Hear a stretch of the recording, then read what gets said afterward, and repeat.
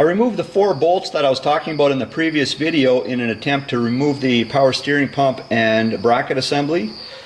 1 bolt from this area here, and the 3 that were in this area here.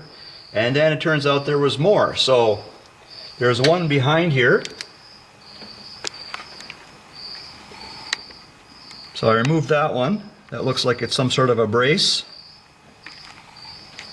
And now I'm removing another one from this side.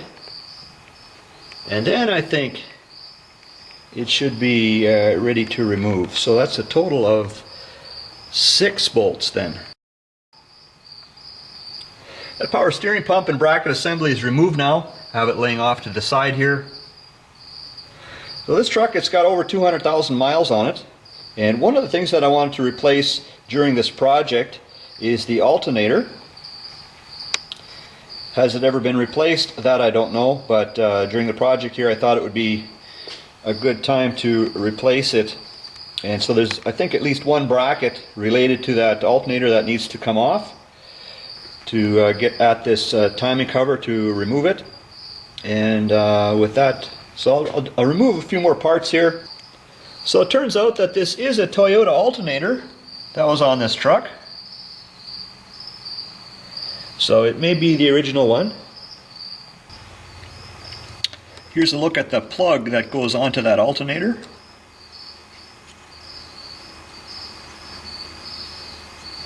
The release mechanism is this part here. And I actually used a plier and I squeezed it here on both sides, sort of like that. And then I used a screwdriver and I pried up between the alternator and under the plier.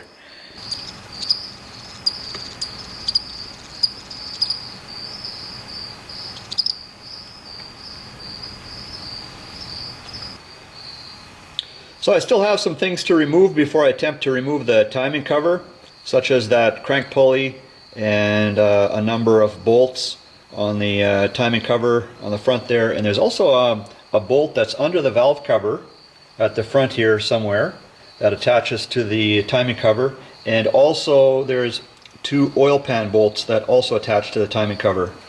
And also back here, that is, I believe, a heater core pipe. There's 2 bolts that I need to take off, so that, and I think the other end of that pipe goes under the manifold and it attaches to this hose here for the heater core.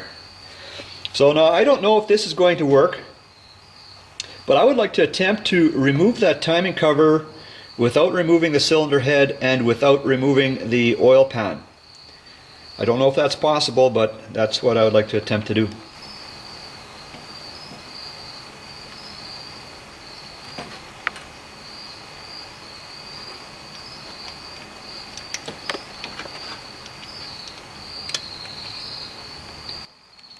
This is what I want to use to remove the crankshaft pulley. And this is a bolt I removed in the previous video.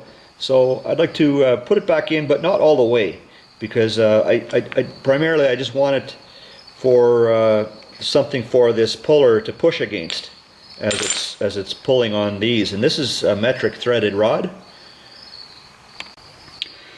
Well, this pulley is not very tight.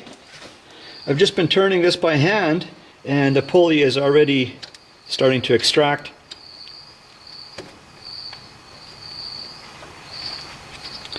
Now I'm going to have to back off the bolt. Okay, it should give me a little more room.